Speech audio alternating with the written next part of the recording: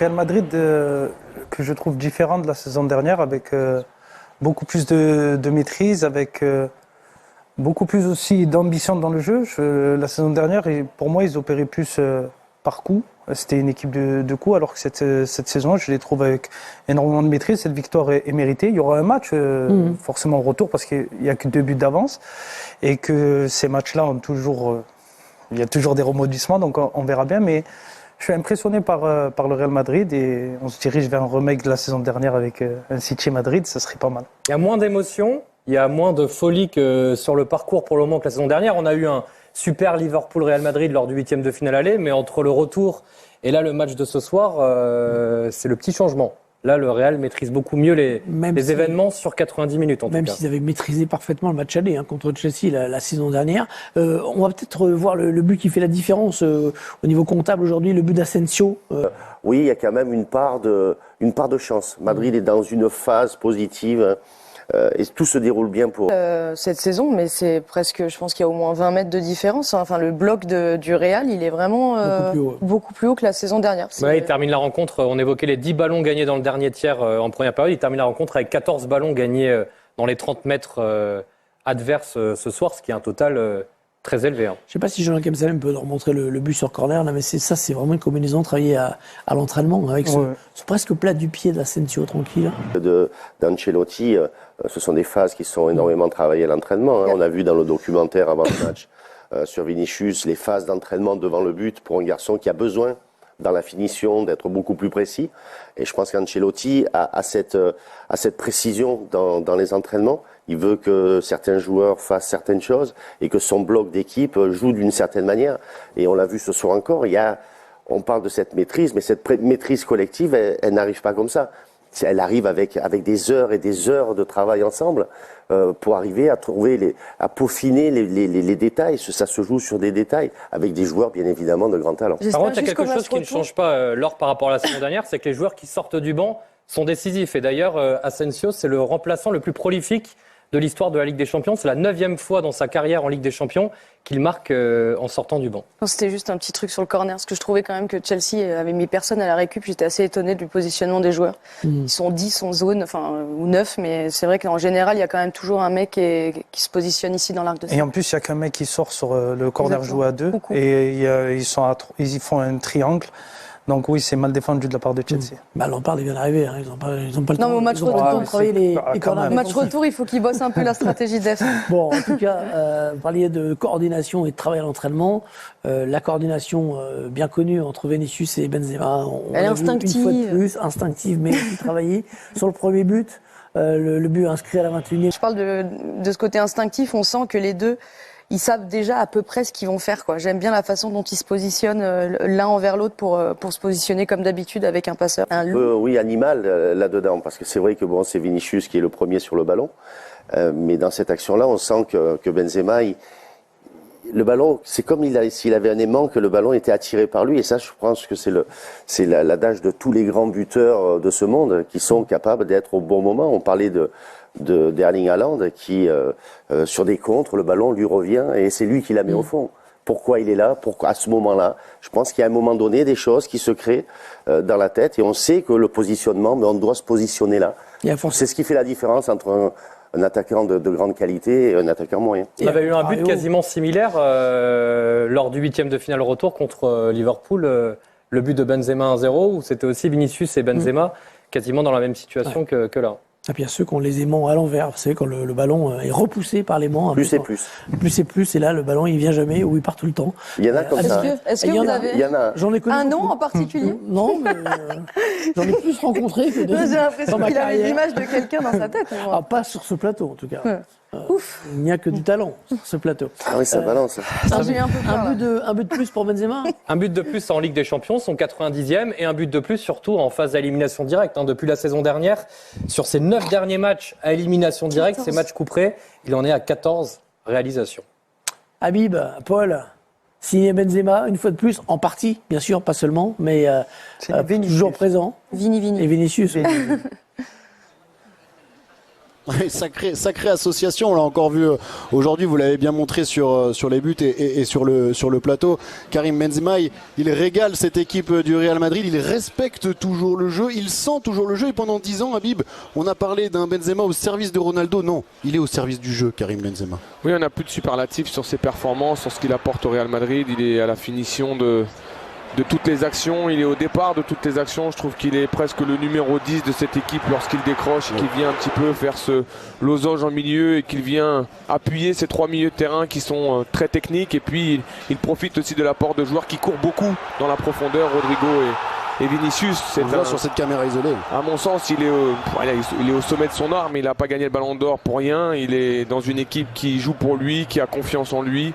Et c'est un joueur exceptionnel. Je pense qu'aujourd'hui on ne se rend pas compte. J'ai entendu un débat récemment, on se demandait s'il était une légende parce qu'il y avait l'équipe de France qui était peut-être son talon d'Achille. Pour moi, il est plus qu'une légende au vu de ce qu'il réalise depuis plus de 10 ans dans le football moderne et surtout dans un club qui aujourd'hui est intransigeant sur la performance. Lui, il l'est depuis plus de 10 ans. Et on a voici la caméra isolée de Canal. Si on peut dire un mot de plus sur Karim Benzema et pour aller dans le sens d'Habib, il a tout à fait raison. Je pense que le brassard de capitaine, le fait d'avoir on sent un garçon qui est plein d'assurance. Il se sent bien dans ce club. Il est là depuis des années maintenant, et on sent qu'il a un devoir, il a une tâche à accomplir.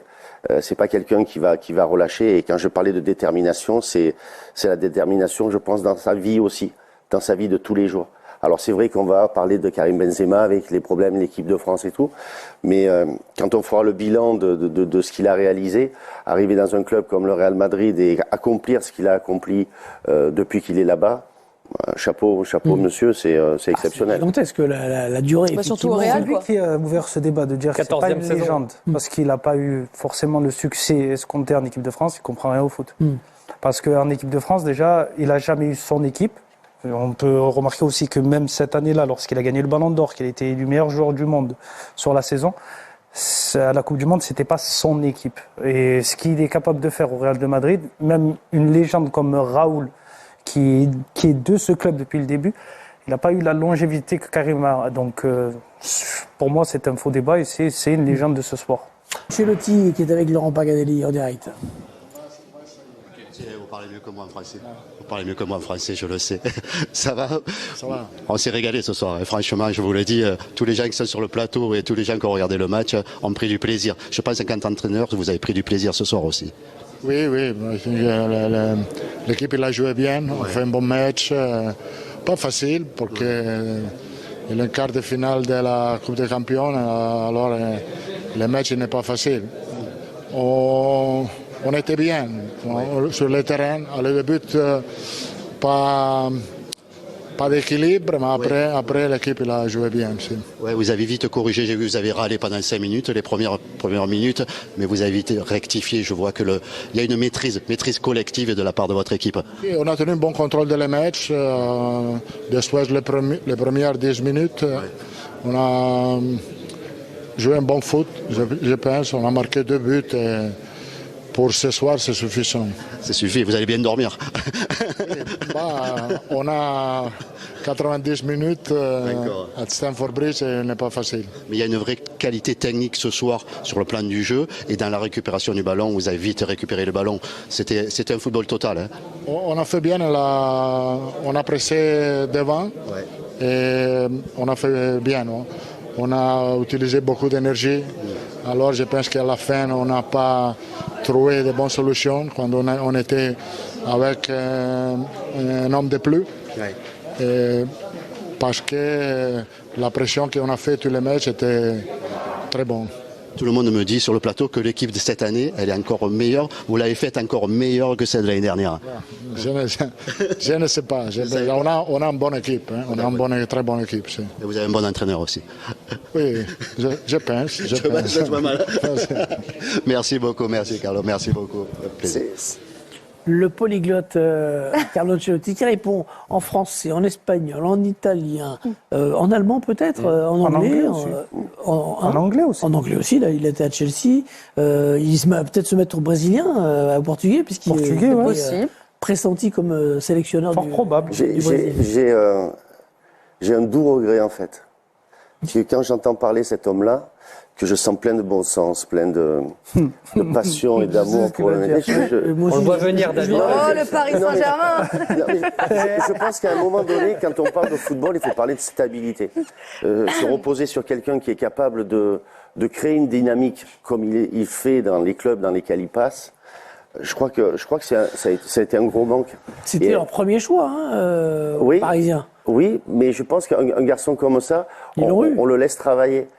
Quand on laisse travailler quelqu'un comme ça, qui a cette passion pour le jeu, il va apporter au club forcément quelque chose de positif. Et on a une image qui est incroyable parce qu'après le premier but, on voit Carlo Ancelotti, je ne sais pas si on peut la revoir, Patrice s'il m'entend, on le voit haranguer le public, ce qu'on voit rarement faire de Carlo Ancelotti. On le voit rarement lever les bras au ciel en disant au public... Que le sourcil. Il lève que le sourcil. Mais c'est une image très rare et ça prouve. Voilà, regardez, il suffit de demander Jean-Jacques Amselem, Patrice Pilven, ça prouve que voilà, il y a une communion entre lui, son équipe et le public. Et je pense que. Tu sais qu'il y a autre chose qui est top qu'on a vu ce soir, là, on l'a vu encore. Après le match, Lampard, gros Kalinou. Après. Thiago Silva, gros Kalinou. Il embrasse tous les joueurs qu'il a eu, donc il y a à peu près tout le monde. Mais tu sens que les joueurs l'adorent. Les joueurs l'adorent. Je connais beaucoup de joueurs quand on bosse avec lui. J'ai jamais entendu quelque chose. Embrouille. Non, quelqu'un qui me dit Carlo Ancelotti, ça s'est mal passé avec lui. Quand vous faites preuve d'humanité, je pense que et d'empathie, forcément la vie vous le rend. Et cet homme-là, il mérite qu'on dise du bien de lui parce que voilà, il fait du bien à notre sport. Voilà. On va dire du bien dernière fois du Real Madrid avant de filer à Milan pour Milan-Naples. Moi je t'ai foutu sur le bien, moi ça tranquille, grosse victoire du Real Madrid, non Benzema marque. Même si vous le marquez, il arrive à se démarquer pour marquer l'histoire du Real Madrid et marquer en Ligue des Champions. Mais il sent le but, c'est comme ça, il sent. Il a un odorat différent. Il y en a, ils ont un odorat, ils sentent les parfums. Lui, il sent le but, c'est comme ça, tu vois. Il peut être chez lui, il sent qu'on joue au foot près de lui. Il sent qu'il y a un but, il le sent. L'instinct du prédateur, là on l'a bien vu. Mais c'est pas un ballon d'or pour rien. Mais quand on dit ballon d'or, ça veut dire quoi? Ça veut dire que tous les ballons mauvais, il les transforme en or, il les transforme en occasion en or. Là c'est pareil, le ballon qui revient, boum, une occasion en or, il la met au fond. Mais voilà, c'est ça. C'est ça, il ouvre le score pour le Real Madrid de la meilleure des manières contre Chelsea. Ensuite, il y a une grosse occasion pour Chelsea et Thibaut Courtois qui fait un arrêt incroyable. Non, dès que l'année dernière il était chaud, mais cette année il est encore plus chaud. Mais Macron, si t'as besoin de quelqu'un pour arrêter la grève, pour arrêter ces choses-là, arrête de prendre des policiers, prends Courtois, il va les arrêter à ta place, il va les arrêter à ta place. Il arrête tout. Mais il y a aussi eu un gros match de Vinicius sur le côté gauche, presque 2 passes D.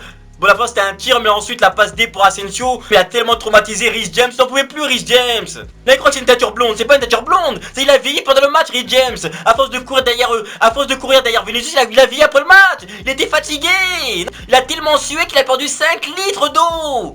On a dû le réhydrater après le match. Il était déshydraté carrément. Grand match de Vinicius. On aurait pu encore en mettre 2-3. Sinon après, derrière lui avec Kamavinga. Non mais c'est pas son poste arrière gauche. Mais il la prend très vite. Non mais il s'est adapté très vite. Ok, au début du match, il a eu un petit carton jaune, il a laissé passer Reece James, un peu des fois Joao Félix dans son dos, mais il apprend très vite le gamin. Il apprend très vite le gamin, là on peut croire qu'il joue à ce poste depuis au moins 5-6 ans. Non mais ce mec peut jouer à n'importe quel poste, vous pouvez même le mettre gardien, il va réussir à s'adapter. Carmel a fait un grand match, ensuite le milieu, mais non mais qu'est-ce qu'on peut encore dire sur le milieu? Sur les deux vieux du milieu, qu'est-ce qu'on peut encore dire? Toni Kroos, mais quel match de patron! Non mais là il était énervé Toni Kroos. Deux qualités, non là c'est carrément soldat. Qu'on l'a parlé avant le match, il faut conquérir l'Europe, lui il a pris ça dans un autre sens carrément. Non mais là il y avait la fureur dans le match, dès que j'ai vu de toute façon la coupe très années 45, je me suis dit oh ça va être chaud. Mais même quand il est sorti, il est encore en forme. Frère, il n'aurait pas encore joué pendant 2-3 heures, il était encore en forme, c'est pas normal. Modric qui était là, il a récupéré combien de ballons Modric? Mais il a récupéré plus de ballons qu'il est ramasseur de balles. C'est pas normal à cet âge. Numéro 10 dans le dos parce qu'il a 10 ans de moins. Non mais il a pas 37 ans, c'est impossible. Je vous crois pas. Lui il veut pas partir à la retraite hein. Je vous le dis, il va pas manifester C'est limite les jeunes, les Kovacic et les Fernandez là qui vont manifester pour qu'ils partent à la retraite. Ils en pouvaient plus. Pas se reposer, c'est limite les jeunes, les Fernandez, surtout Kovacic, qui voulaient se reposer, ils en pouvaient plus de courir derrière lui, le pressing qui venait à chaque fois, ils en avaient marre. Un grand match du Real Madrid, le Real magique, vous avez cru quoi que chez nous, au Bernabéu, Vous allez réussir à nous prendre. Non mais arrêtez un peu. On dit faut croire en ses rêves. Bah non. Arrêtez parce que quand vous venez au Bernabéu, c'est plus un rêve, c'est un cauchemar qui va vous arriver. Donc arrêtez s'il vous plaît. Direction les demi. Pour moi c'est fait. Il reste le match retour mais le Real aurait pu en mettre au moins 4 ce match-là. Au moins 4. On était tellement au-dessus d'eux. Donc dites-moi ce que vous pensez dans les commentaires de Benzema, de Modric, de tous les joueurs. Dans les commentaires. Et on se capte plus tard.